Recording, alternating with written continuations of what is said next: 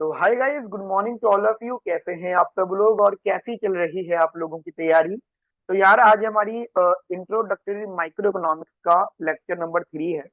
और हम लोग यूनिट 2 जो है डिस्कस कर रहे हैं अभी। हमने यूनिट 2 का चैप्टर नंबर 4, जो कि हम जॉर्ज मैनक्यू रीडिंग हमें दी गई है, बुक हमें दी गई है, उसका chapter number 4 demand and supply concept हमने कंप्लीट कर लिए हैं। ठीक है। उससे पहले के जो सेशन है वो आपको आप देख सकते हैं, चैनल पे आप लोगों के लिए अपलोडेड होंगे। ठीक है। अभी जो हम डिस्कस कर रहे हैं वो चैप्टर नंबर 5 है, जिसका नाम है इलास्टिसिटी एंड इट्स एप्लीकेशन। यहाँ पे हम लोग सारी बातें करेंगे इलास्टिसिटी ऑफ डिमांड से रिलेटेड। ठीक है। फिर इनकम इलास्टिसिटी, मतलब इलास्टिसिटी की कितनी वैरायटीज होती हैं, सारी बातें हम लोग अपने इस चैप्टर में डिस्कस करेंगे। फिर सप्लाई वाला साइड भी आएगा। ठीक है। फिर उससे रिलेटेड एप्लीकेशन बेस्ड चीजें भी यहाँ पे हम डिस्कस करेंगे।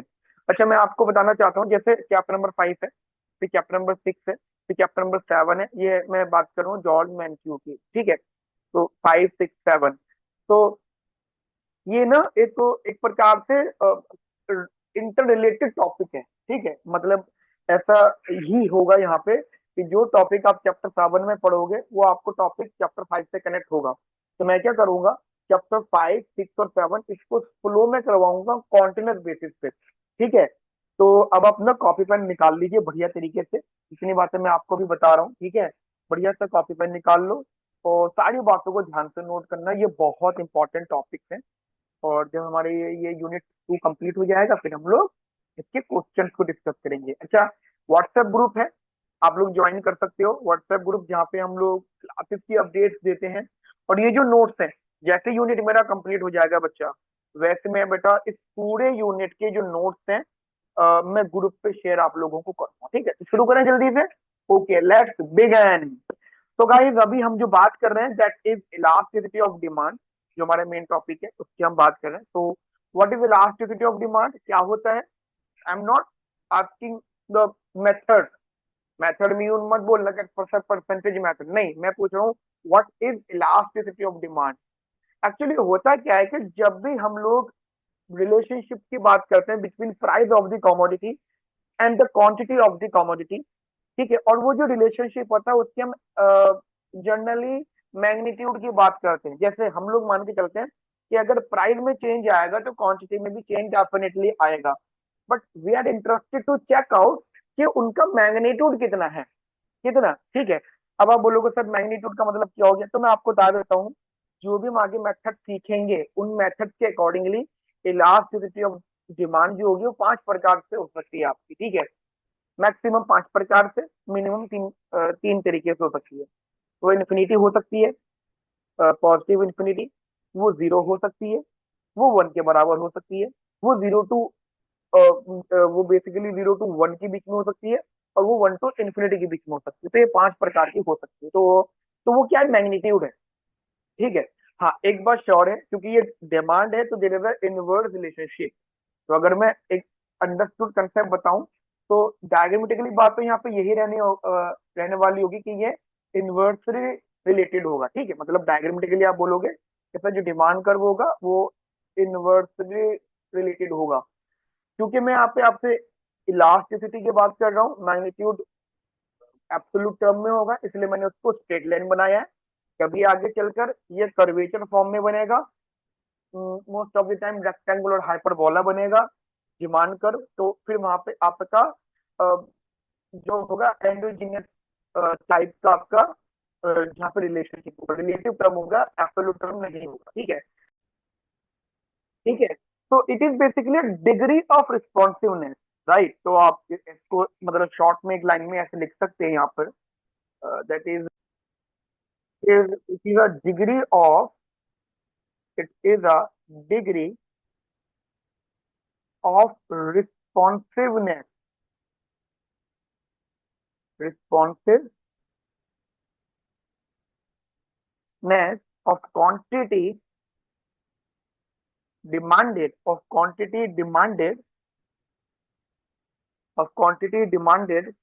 of commodity due to change in price due to change in price due to change in price of commodity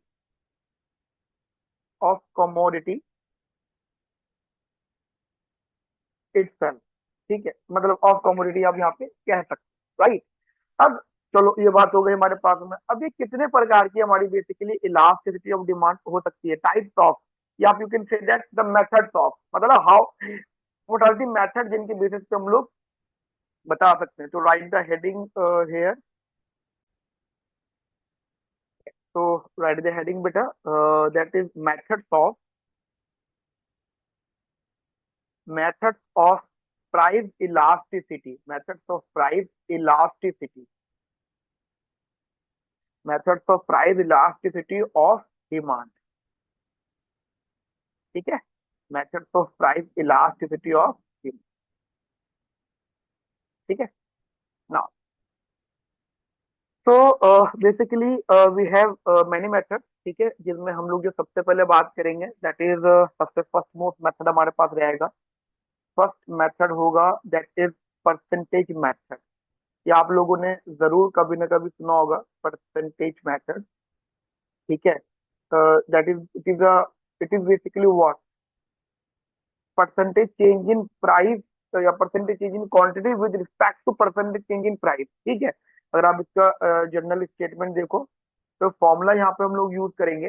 the formula basically, पहली बात तो इलास्टिसिटी ऑफ डिमांड को ईडी से डिनोट करेंगे, या प्राइस इलास्टिसिटी ऑफ डिमांड को हम ऐसा कह सकते हैं, इलास्टिसिटी ऑफ डिमांड। ठीक है, with the good x and the price of good x. देखो जब हम price of the good x रखें और गुड एक्स की रखें तो इसे हम कहते हैं own price elasticity of demand. ठीक है, ओन, यहाँ पे आपको इनकम इलास्टिसिटी आएगा, क्रॉस प्राइस इलास्टिसिटी आएगा, और ओन प्राइस इलास्टिसिटी आएगा। तो we are talking about own price, मतलब खुद का प्राइस, खुद की क्वांटिटी। ठीक है, तो this is what, this is percentage change in quantity demand upon percentage change in prices, right. थोड़ा बहुत इसको सिंप्लीफाई। अच्छा एक बात और, बिकॉज यहाँ पे इनवर्स रिलेशनशिप होता है इसलिए हम यहाँ पे माइनस साइन लगाएंगे, बट आफ्टर सम टाइम आपको जो रिजल्ट मिलेगा वो ये होगा कि जो इलास्टिसिटी ऑफ डिमांड होगा वो इन मॉडल ऑफ टर्म में होगा, मतलब हमेशा पॉजिटिव ही आप कंपेयर करोगे। तभी मैंने बोला था ना कि 0 to इंफिनिटी के बीच का होगा वो। ठीक है, मतलब पॉजिटिव। तो ये चीज आप थोड़ी सी अपने दिमाग में रखना, ये मॉड में रहे। तो अगर आप थोड़ा बहुत सिंप्लीफाई करें, इट इज परसेंटेज चेंज का हम लोग लिख सकते हैं, that is change of Q upon में क्यू मल्टीप्लाई बाय 100 अपॉन में change of price upon में price multiply by 100, and you will get the final result with the minus sign, that is change of q by change of price into p by q। ठीक है, आसान करना चाहते हो तो यहाँ पे x लगा लो। ठीक है, x मतलब the commodity good x, right. तो this is the percentage method. ठीक है, एक छोटी सी definition, that is no doubt, जो इसकी डेफिनेशन रहेगी वो इसी की स्टेटमेंट रहेगी। ठीक है, तो this is the percentage change in quantity demand with respect to percentage change in price. ठीक है, ठीक है, तो ये चीज आप थोड़ी सी अपने माइंड में रखना। एक ही मेथड होगी हमारे पास में। एंड अगर मैं इसके डायग्रामेटिकली जनरली बात कर लूँ तो ये हमें कुछ इस प्रकार का मिलेगा।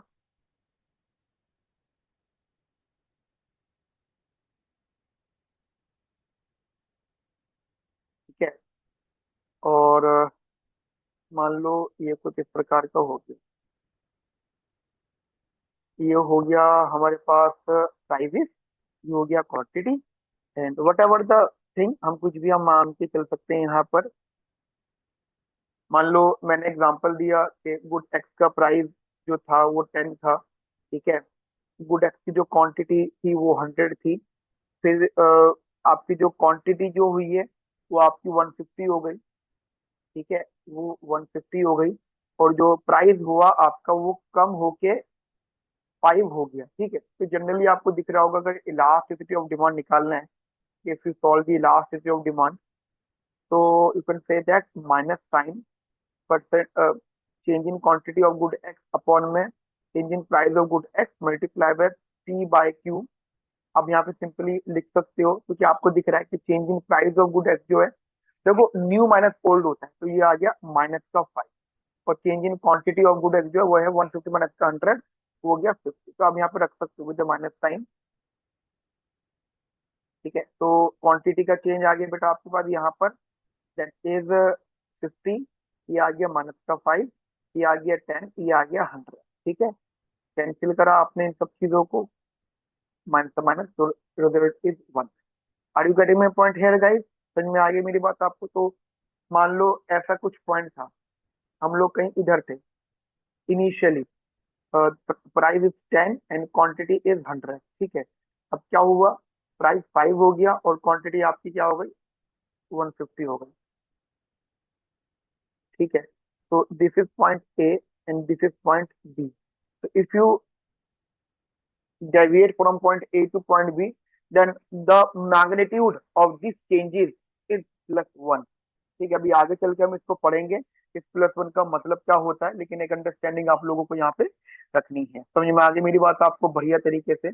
आगे बात करें बेटा, ये हमारा मेथड था परसेंटेज मेथड। ठीक है, अब इसके बाद जो मैं मेथड की बात कर रहा हूँ आपसे, तो the next method is percentage method हो गया। उसके बाद का जो मेथड है that is mid point method. ठीक है, मिड पॉइंट मेथड। ठीक है, mid point method, what is the mid point method? देखो मिड पॉइंट मेथड में क्या हो जाता है कि हम लोग जनरली एग्जांपल दे रहा हूँ मैं आपको, ठीक है, तो इसकी छोटी सी डेफिनेशन है। देखो मिड पॉइंट मेथड का मतलब क्या होता है, एक्चुअली है तो ये भी आपका एक प्रकार से परसेंटेज चेंज इन वाला मेथड, ठीक है, परसेंटेज मेथड है, बट इसमें फर्क क्या होता है कि जो आप पॉइंट रखते हो ना, जैसे जैसे मैं आपको एग्जांपल देता हूँ, जैसे आपने यहाँ पे देखा होगा, तो देखो समझना है, जैसे आपने यहाँ पे फॉर्मूला देखा इधर, ठीक है, तो आपने देखा यार पी एक्स अपॉन में क्यू एक्स है ना, ये तो चलो ठीक है, ये पी एक्स अपॉन में क्यू एक्स है, तो ये पी एक्स अपॉन में क्यू एक्स नहीं होगा, ये एवरेज होगा, this is the average, P1 plus P2, मतलब क्योंकि हम जो पॉइंट जो हम इलास्टिसिटी निकालते हैं वो बिटवीन 2 पॉइंट्स निकालते हैं। समझ में आ रही मेरी बात? We are calculating the elasticity between 2 point. तो जब वो बिटवीन 2 पॉइंट हो जाता है ना, तो वो एक प्रकार का मिड पॉइंट वाली बात आ जाती है। जैसे मैं आपको छोटा सा एग्जांपल देता हूँ, एक तो मैं पहले फॉर्मूला आपके लिए यहाँ पे लिख देता हूँ कि मिड पॉइंट का फॉर्मूला, अगर मैं इलास्टिसिटी की बात करता हूँ, तो we are using the elasticity, ठीक है, of good X see X of the commodity. तो the formula is basically change in quantity upon में Q1, या आपको डायरेक्टली ऐसे भी कह सकते हो विद द माइनस साइन, आप डायरेक्टली ऐसे भी लिख लो, चेंज इन क्वांटिटी अपॉन में change in price into P1 plus का P2, and what is the P1 plus का P2, दो वैल्यूज जो है, ठीक है, अपॉन में 2 एंड अपॉन में Q1 प्लस का Q2 अपॉन में 2। ठीक है, तो ये 2 से 2 ऑटोमेटिकली कैंसिल हो जाएगा, तो you will get the change in quantity upon में change in price into P1 plus का P2 अपॉन में Q1 प्लस का Q2। क्लियर? तो एक तो छोटा सा फॉर्मूला हो गया। तो अब आप जनरली इसकी अगर डेफिनेशन समझना चाहते हो, तो you have to focus on the basic point, that is okay, a percentage, लेकिन एक छोटा सा note, a percentage change by dividing, percentage change by dividing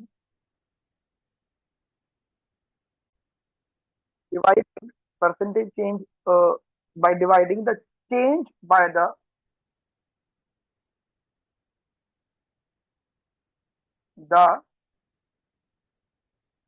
change by the mid point। ठीक है, by the mid point.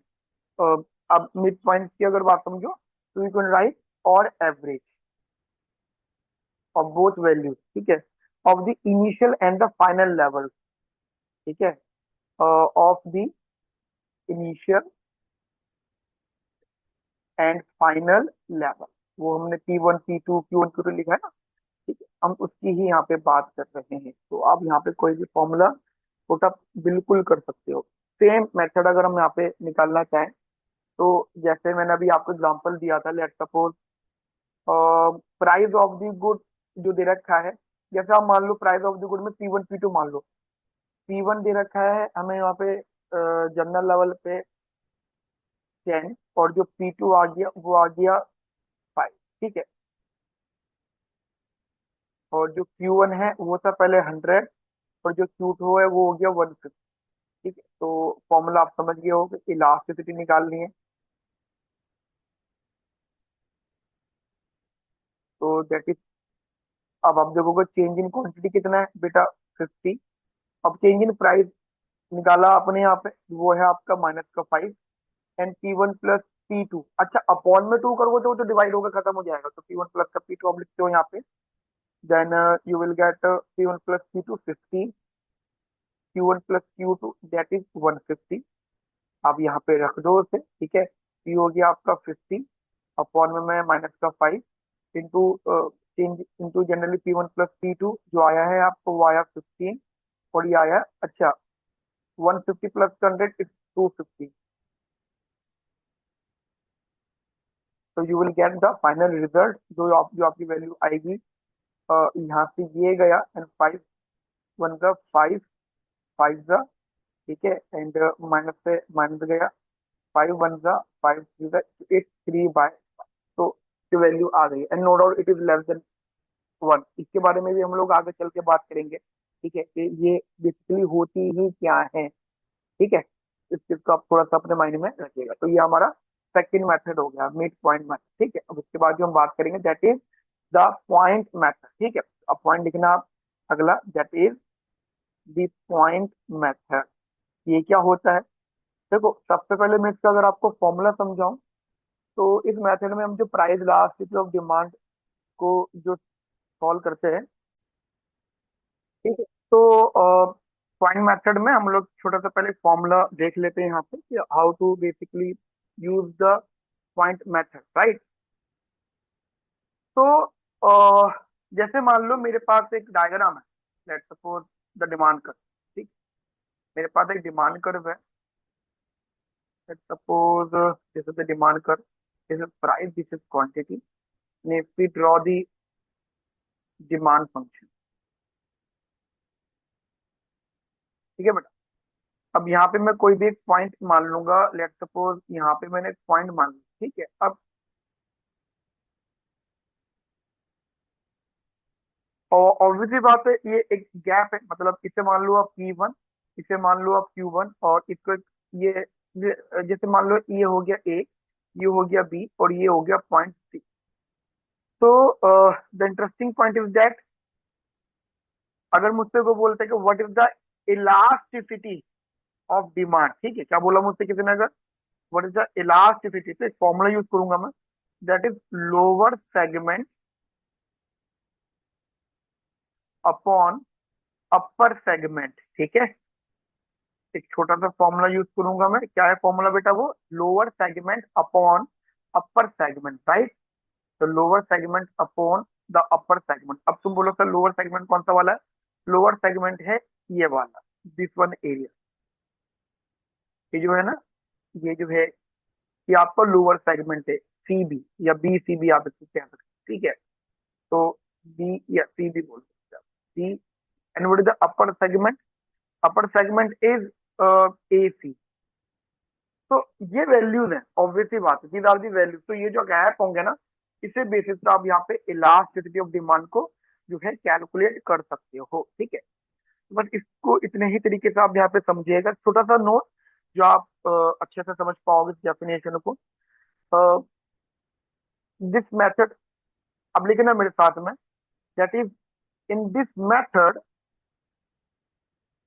In this method we calculate we calculate price elasticity of demand, price elasticity of demand at a particular point on demand curve, at a particular point on demand curve, on demand curve। ठीक है, and this method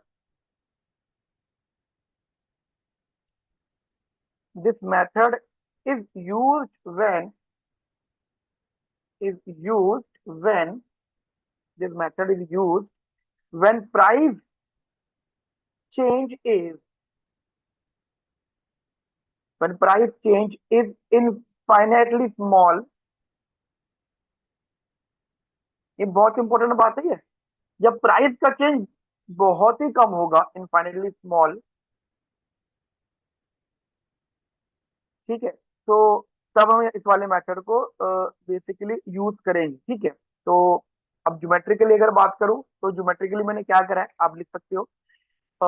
geometrically geometrically elasticity elasticity at a particular at a particular at a particular point on straight line point on straight point on straight line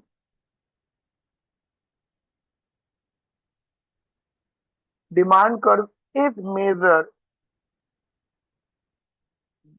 straight line demand curve is measured by is measured by ratio of lower segment and upper segment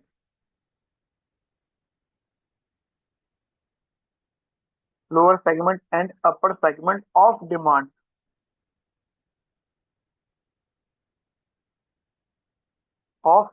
का, ठीक है। तो एक छोटा सा method था जिसको हमने अभी यहाँ पे एक जनरल डिस्कशन किया, ठीक है। ये हमारा पॉइंट मेथड था। अब इसके बाद जो मैं मेथड की बात करने वाला हूँ बेटा, वो होगा that is the total expenditure method. ये थोड़ा सा लेंदी होगा, इसके अंदर आपको कुछ चीजें समझनी होंगी, ठीक है, एक्सपेंडिचर मेथड के बेसिस पे। फिर हम लोग इसके आगे डिस्कशन वगैरह करेंगे, ठीक है। ये थोड़ा सा बड़ा होगा, इसको थोड़ा सा समझ लेते हैं अपन लोग यहाँ पे। तो write the heading generally the fourth method which is total expenditure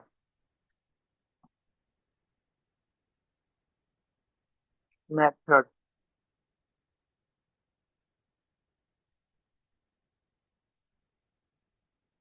ठीक है। ठीक है, तो थोड़ा इंटरेस्टिंग है, एक एक करके बात करते हैं। थोड़ा सा तुम्हें आपको लिखना पड़ेगा बेटा, ठीक है। तो लिखते हैं हम लोग यहाँ पे, लिखिएगा मेरे साथ में। In this method in this method we determine we determine price elasticity we determine price elasticity of demand of demand by determining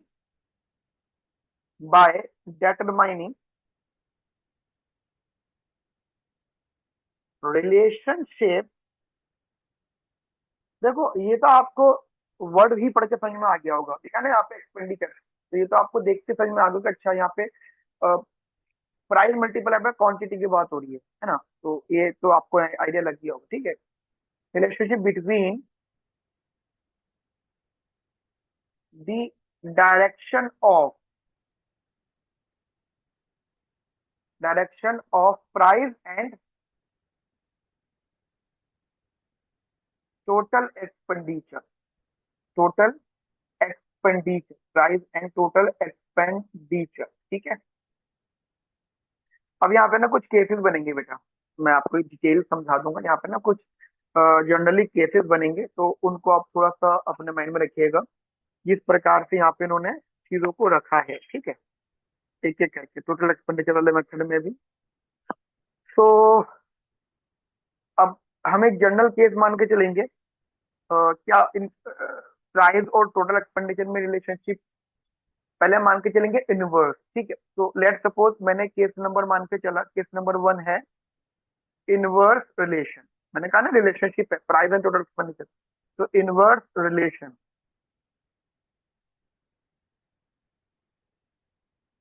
हम लोगों ने यहाँ पे रख लिया। इसका मतलब क्या है, इसका मतलब जनरली मान लो कि price of the good x है, और मान लो उसका पहले प्राइस था 100 रुपीज, और अब प्राइस हो गया उसका लेट सपोज 80 रुपीज, ठीक है।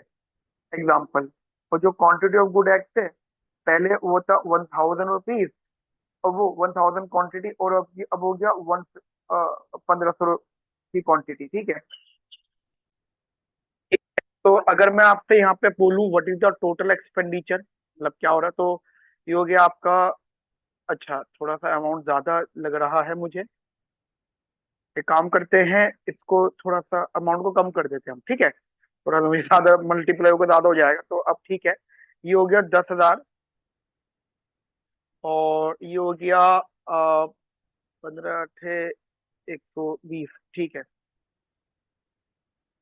12,000। तो टोटल एक्सपेंडिचर जो है मुझे बढ़ता हुआ दिख रहा है, ठीक है। टोटल एक्सपेंडिचर मुझे इंक्रीज होता हुआ दिख रहा है, ठीक है। तो यहाँ पे ये इंक्रीज हो रहा है। अब हमें ये देखना है, अब हमें ये देखना है कि प्राइस में और इसमें क्या सा रिलेशनशिप है। मुझे एक बात बताओ, हम यही तो कह रहे हैं ना कि अगर जनरली बोलेंगे कि as prices of the good increases, then your total expenditure will also increase. Am I right here और नॉट? अगर आपका जनरली, नहीं इंक्रीज नहीं, प्राइस तो कम हो रहा है ना, नहीं गाइस, प्राइस तो कम हो रहा, सॉरी, प्राइस यहाँ पे कम हो रहा, हाँ इनवर्स रिलेशनशिप है ना, बिल्कुल। 10 से 8 हो रहा, तो प्राइस आपका कम हो रहा और टोटल एक्सपेंडिचर आपका इंक्रीज कर रहा है। तो यहाँ पे क्या सा रिलेशनशिप आप दिखा रहे हो? इनवर्स रिलेशन, ठीक है। एक एग्जांपल आपने ये देख लिया, एक एग्जांपल आप लोग यहाँ पे और देख लो, ठीक है।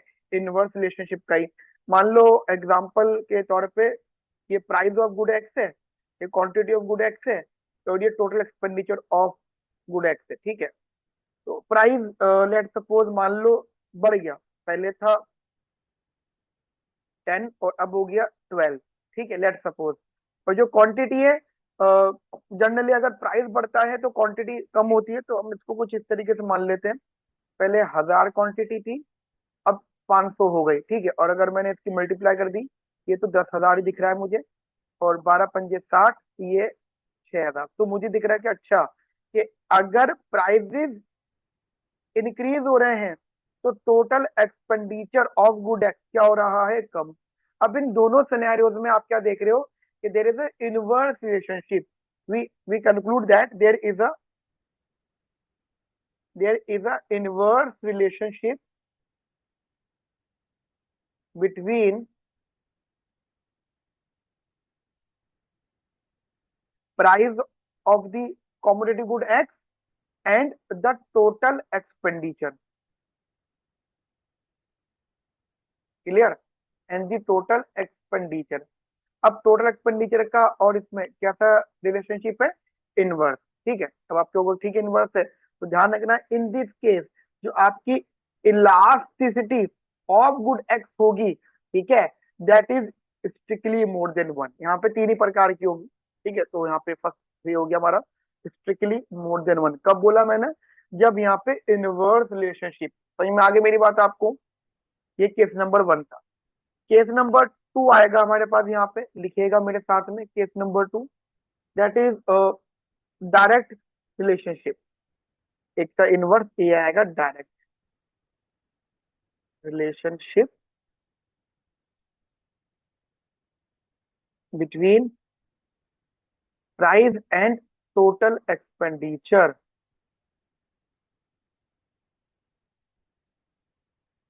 ठीक है, प्राइस एंड टोटल एक्सपेंडिचर। तो उसको भी देख लेते हैं अपन लोग इधर। ओके, तो मान लो यहाँ मैंने प्राइस रखा ऑफ द गुड एक्ट, यहाँ मैंने क्वांटिटी रखी, तो ये आया टोटल एक्सपेंडिचर, ठीक है। मान लो प्राइस 10 था, फिर 8 हो गया, क्वांटिटी 100 थी, फिर 110 हो गई, और खर्चा आ गया आपका 1,000, और यहाँ से आपको दिख रहा है 8800, 88, 88 मतलब 880। एक ही हो गया, एक तरीका आप और मान के चल सकते हो, ठीक है।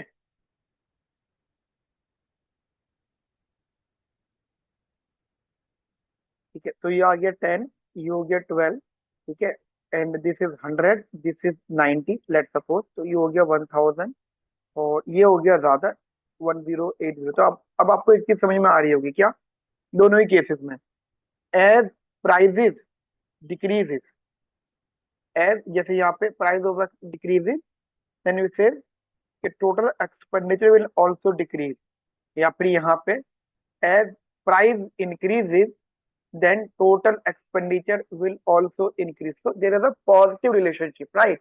इन दोनों के बीच में क्या बेटा, पॉजिटिव. तो इन दिस केस यू से इस तरह जो इलास्टिसिटी होगी, आप कह सकते हो there is a positive relationship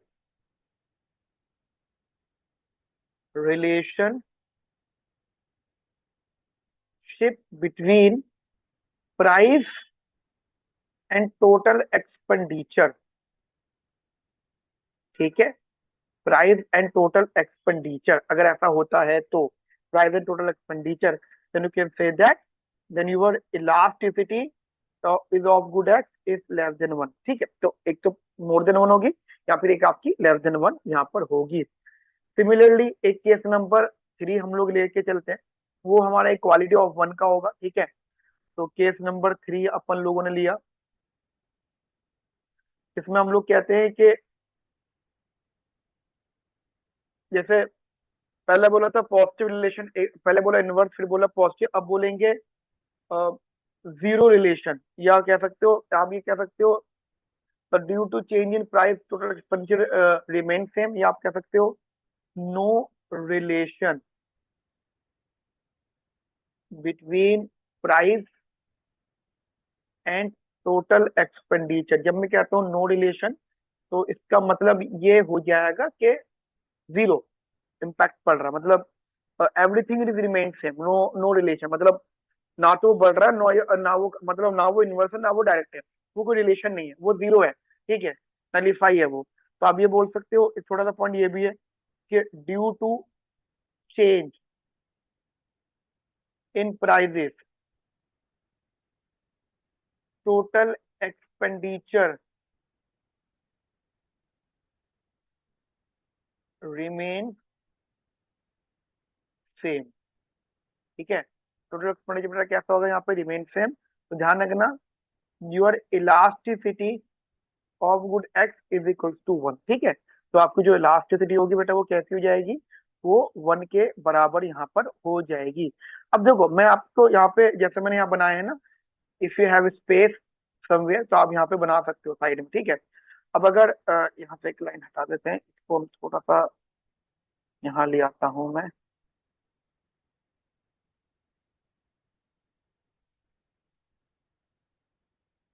ठीक है, अब डायग्रामेटिकली बात कर लेते हैं इधर छोटी सी. ठीक है,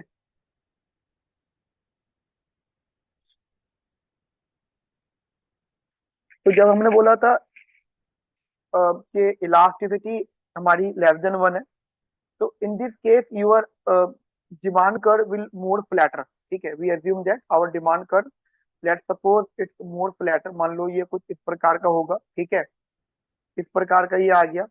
ठीक है ना बेटा, तो यहाँ पे इनडायरेक्ट रिलेशनशिप आएगा, इधर तुमने थोड़ा सा इसको फ्लैटर बनाया. ठीक है, उसके बाद में यहाँ इसको थोड़ा साइड कर लेते हैं.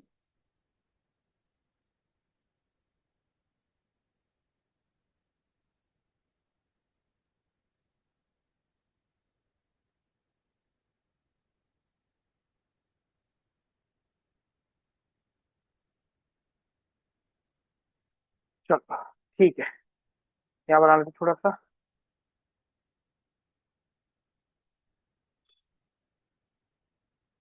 यहाँ से जो बनेगा आपका, दैट इज थोड़ा सा स्टीपर बनेगा.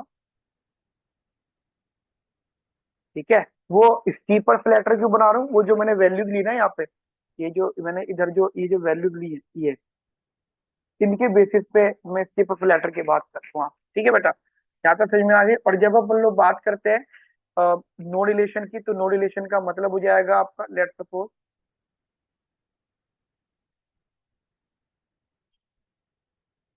ठीक है, तो वहां बनेगा आपका रेक्टेंगुलर हाइपरबोला. ये this is the one of the case, यहाँ पे आपका ये रेक्टेंगुलर हाइपरबोला बन रहा है.